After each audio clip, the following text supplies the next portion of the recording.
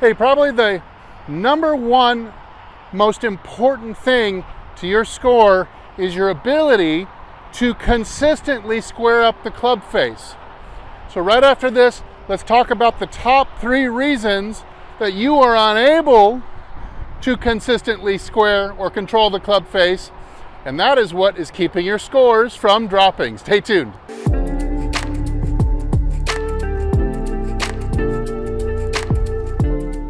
Hey, this is Steve with HitItLonger.com. I continue on my mission to hit the ball longer and straighter than I ever have before, and hopefully I will drag you along with me and give you some tips that will help you do the same.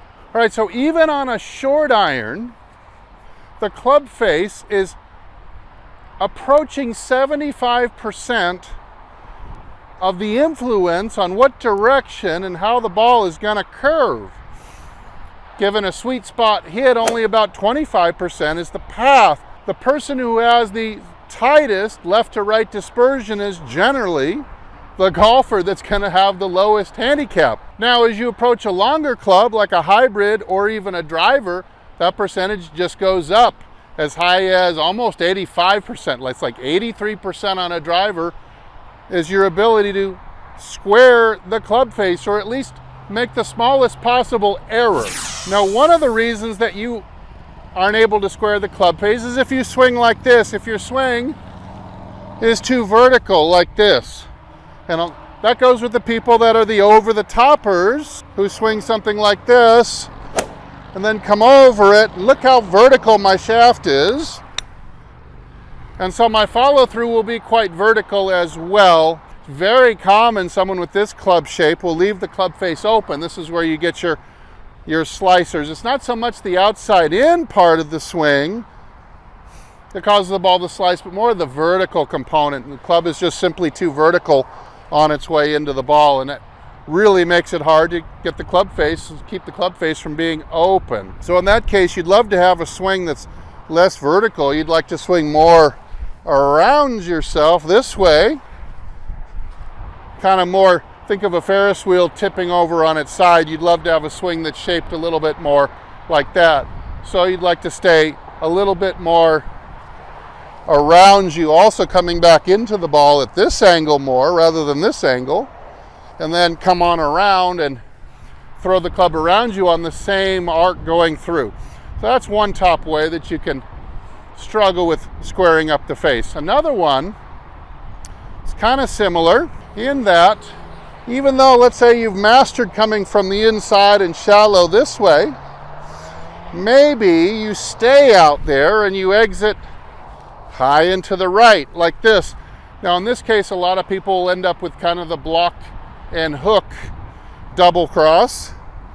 I'm coming at it from the inside. I've got to flip the toe over this way.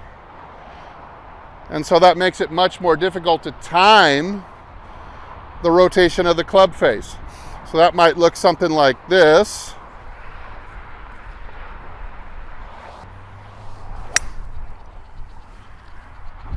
So more of a swing shape like that. And of course, I did pretty good at timing that, but the problem when I don't is the miss is going to be enormous, both with the block, a lot of heel shots, rolling the toe over and hitting the quick hook.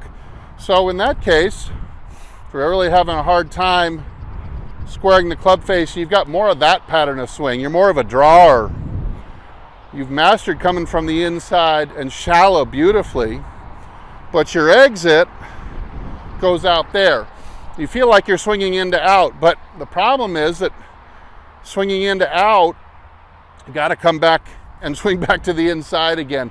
Keep that club moving around the arc, especially the handle end of the stick. We've got to get that coming around the arc this way. Otherwise, you're going to have to introduce too much of this type of twisting or rolling of the toe action to consistently square the face. So instead of coming in to out this way, we're coming in to out and back in again. So something a little bit more like this.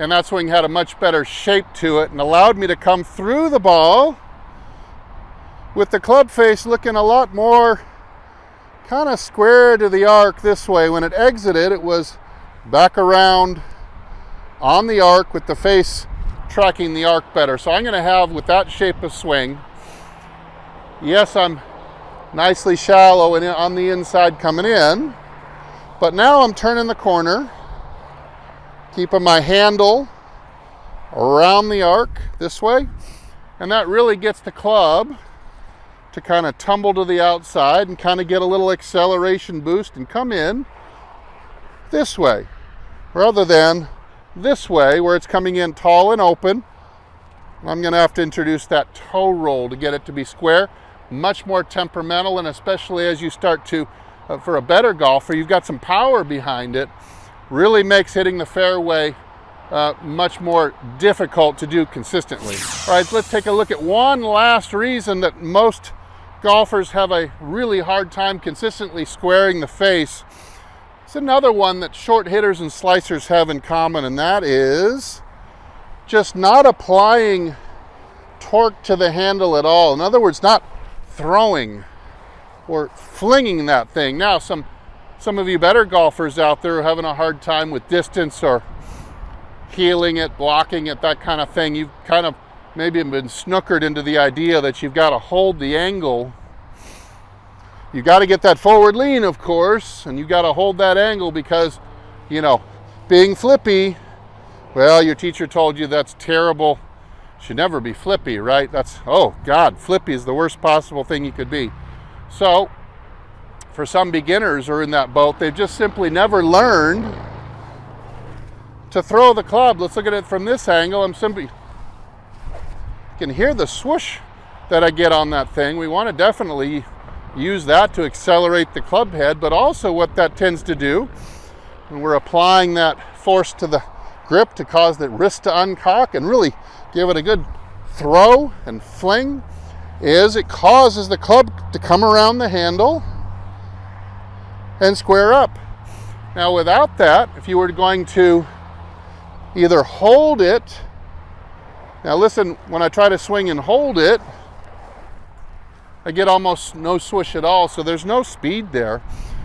But also when you tend to hold it, you squeeze those muscles, you're going to leave the club face open. Same with somebody who might pull it into the ball this way. Again, you're going to squeeze those muscles and that club face is going to come in consistently open. There's a lot of people out there, sure, that they try to hold it and flip the toe. Well, good luck to you. You might think you're doing something crazy and advanced, but you're going to be short and crooked that way.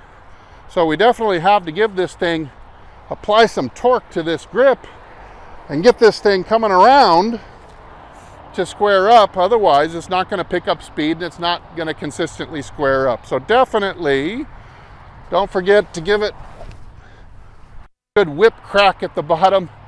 You got to make that club whistle. Got to make it swoosh at the bottom where you're not throwing it with the hands freely. So those are 3 good reasons.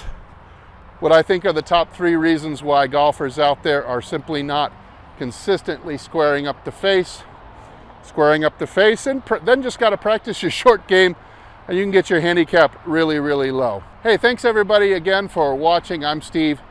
Go check out my website, hititlonger.com, for over 100 great articles and videos that will help make your golf game better. Don't forget to check out some of the products too. And either I will see you in the next video or I'll see you longer and straighter down the fairway. Everybody take good care.